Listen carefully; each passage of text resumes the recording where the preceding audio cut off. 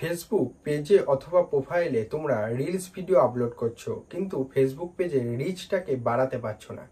Rich বাড়ানোর কিছু উপায় রয়েছে বা কিছু টেকনিক রয়েছে, যে জিনিসগুলোকে ফলো করলে তোমাদের ফেসবুক পেজে রিচটাকে কিন্তু বাড়াতে পারবে।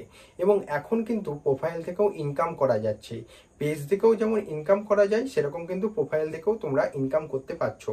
এবং প্রোফাইলে এমন সিস্টেম রয়েছে বা পেজে এমন সিস্টেম হয়ে গেছে, যদি সঠিক নিয়মে তোমার পেজটা কাজ করে বা সঠিক নিয়মে তোমরা অর্গানিক ভিউয়ার্স নিয়ে আসতে পারো এবং সঠিক নিয়মে রেগুলারিটি মেনটেন করে কাজ করতে পারো, তাহলে কিন্তু তোমরা খুব শিগগিরই কন্টেন্ট মনিটাইজেশন সেটআপটাও পেয়ে যাচ্ছ।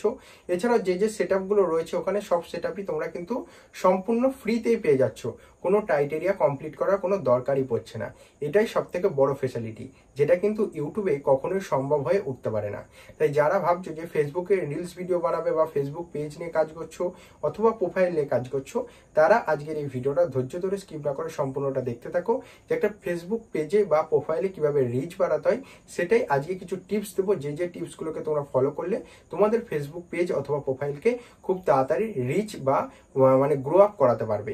তাই গাইস চলো আজকে ভিডিওটি শুরু করা যাক এবং দেখে নেওয়া যাক যে কিভাবে ফেসবুক পেজের রিচ বাড়ানো যায়। ফেসবুক পেজে রিচ বাড়াতে গেলে অবশ্যই কিন্তু তোমাদেরকে মাথায় রাখতে হবে, ইউটিউবের মতো ফেসবুক নয়।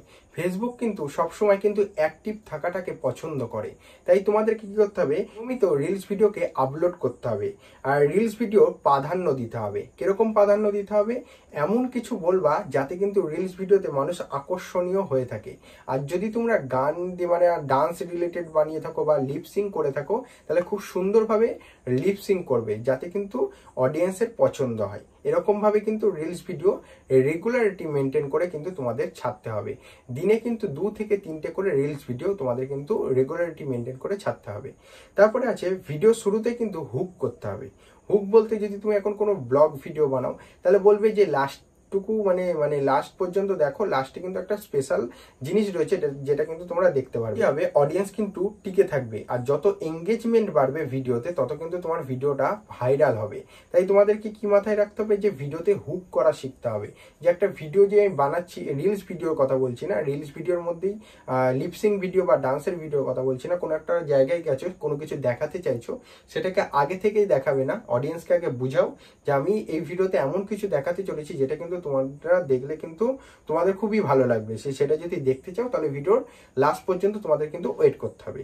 এই কথাটাকে মাথায় রেখে তারা কিন্তু ভিডিওটাকে হুক করা হলো। এই কথাটার মানে হলো ভিডিওকে হুক করা, মানে তোমার যে অডিয়েন্স রয়েছে তারা কিন্তু তোমার ওই ভিডিওটার মধ্যে থেমে থাকলো লাস্ট পর্যন্ত দেখার জন্য। তাই অবশ্যই হুক করে ভিডিও বানাতে হবে।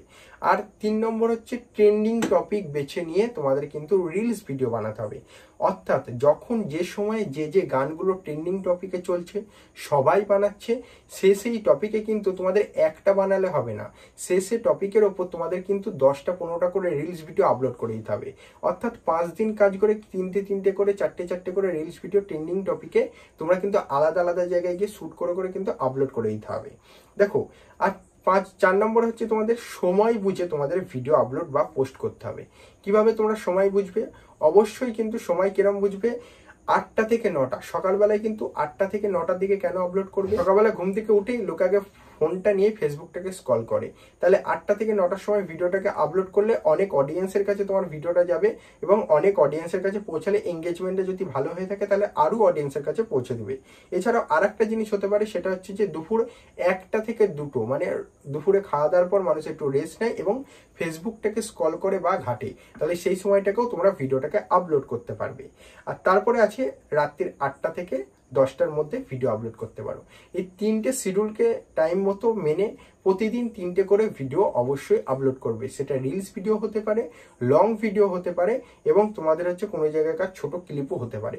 আর ফেসবুক এমন একটা জায়গা যেখানে তোমরা কিন্তু 4 সেকেন্ড 5 সেকেন্ড 10 সেকেন্ডের ক্লিপও আপলোড করতে পারবে। নম্বরে তোমাদেরকে বলবো, কন্টেন্টের ভ্যারাইটিস রাখতে হবে। কন্টেন্টের ভ্যারাইটিস বলতে এখানে কি বোঝাতে চাইছি, শুধু ভিডিও নয়, মাঝে মাঝে কিন্তু ফটো পোস্ট করতে হবে, স্ট্যাটাস দিতে হবে, স্টোরি দিতে হবে, এবং হচ্ছে তোমাদের যে অডিয়েন্স রয়েছে তাদেরকে কিন্তু কুইজ করতে হবে, অর্থাৎ প্রশ্ন করতে হবে, যে তাদের থেকে কিন্তু কিছু উত্তর নিতে হবে।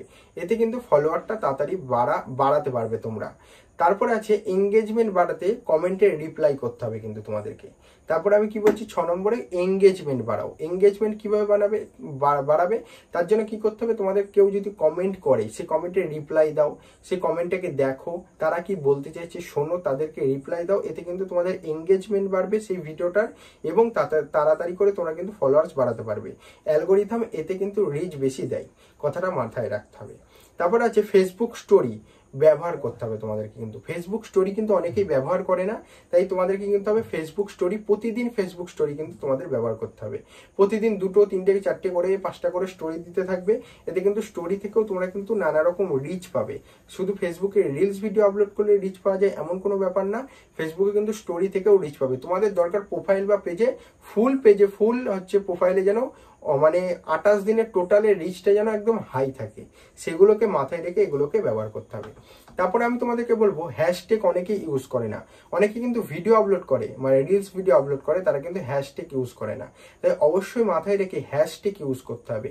যে টপিকের ওপর ভিডিও বানাবে সেই রিলেটেড হ্যাশট্যাগ ইউজ করতে হবে, যাতে তোমাদের ভিডিওটা একদম হচ্ছে সাজেশনে যায়, কোনো ফিডে যায়, সাজেশন ফিডে যায়, ফর ইউ মানে ফিডে যায়। ঠিক আছে, এসব জিনিসগুলোকে মাথায় রেখে তোমাদের কিন্তু ভিডিওগুলোকে আপলোড করতে হবে। আর লাস্ট যে কথাটা তোমাদেরকে বলবো সেটা হচ্ছে যে লাইভে আসতে হবে। কখন লাইভে আসতে হবে, একবার হলেও তোমাদের কিন্তু রাত্রিবেলা হোক সকালবেলা হোক একটা ফিক্সড টাইম করে নিয়ে তোমাদের কিন্তু লাইভ আসতে হবে। লাইভ থেকেও কিন্তু এঙ্গেজমেন্ট যদি ভালো পাও তাহলে কিন্তু প্রোফাইল বা পেজে ভালো রকম রিচ পাবে। তাই এই যে জিনিসগুলো তোমাদেরকে বললাম, এই জিনিসগুলোকে তোমরা মাথায় রেখে যদি কাজ করো, তোমাদের পেজ বা প্রোফাইলে ভালো রকম রিচও আসবে এবং ভালোভাবে তোমরা ফলোয়ার্সটাকেও গেইন করতে পারবা।